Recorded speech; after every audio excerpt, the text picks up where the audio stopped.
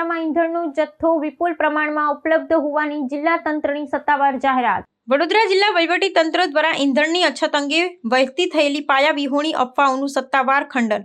જિલ્લા કલેક્ટર દ્વારા નાગરિકોને ગભરાટમાં ન આવવાને સોશિયલ મીડિયાના ભ્રામક સંદેશાઓથી દૂર રહેવા અપીલ. વડોદરા સહિત સમગ્ર રાજ્યમાં છેલ્લા કેટલાક સમયથી પેટ્રોલ, ડીઝલ અને રાંધણ ગેસની અછત પ્રવર્તી રહી હોવાની અફવાઓએ જોર પકડી છે, જેના પરિણામે ઈંધણો મથકો પર વાહનોની લાંબી કતારો દ્રશ્યમાન થઈ રહી છે. પરિસ્થિતિની ગંભીરતાને ધ્યાને લેતા વડોદરા જિલ્લા વહીવટી તંત્ર દ્વારા સ્પષ્ટતા કરવામાં આવી છે કે જિલ્લામાં ઈંધણનો પુરવઠો સંપૂર્ણપણે પર્યાપ્ત છે. સત્તાવાર યાદી મુજબ રાજ્યની તેલ વિતરણ કંપનીઓ પાસે ઈંધણનો પૂરતો જથ્થો ઉપલબ્ધ છે અને વિતરણ વ્યવસ્થામાં કોઈપણ પ્રકારનો વિક્ષેપ પડ્યો નથી.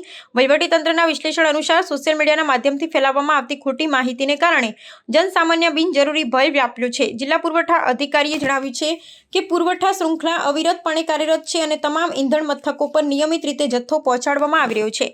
નાગરિકોને અનુરોધ કરવામાં આવ્યો છે કે તેઓ ભ્રામક પ્રચારથી પેરાઈને બિનજરૂરી સંગ્રહખોરી ન કરે, કારણ કે તેનાથી કૃત્રિમ અછત સર્જાવાની શક્યતા રહેલી છે. જિલ્લા વહીવટી તંત્રએ અંતમાં કડક સૂચના આપી છે કે પાયાવિહોણી અફવાઓ ફેલાવનારા, અરાજકતા પેદા કરનારા તત્વો વિરુદ્ધ કાયદેસરની કાર્યવાહી કરવામાં આવશે. તંત્ર દ્વારા સાયબર વિભાગને પણ આવા ભ્રામક સંદેશાઓના ઉદ્ગમ સ્થાનથી તપાસ કરવાનો આદેશ અપાયો છે.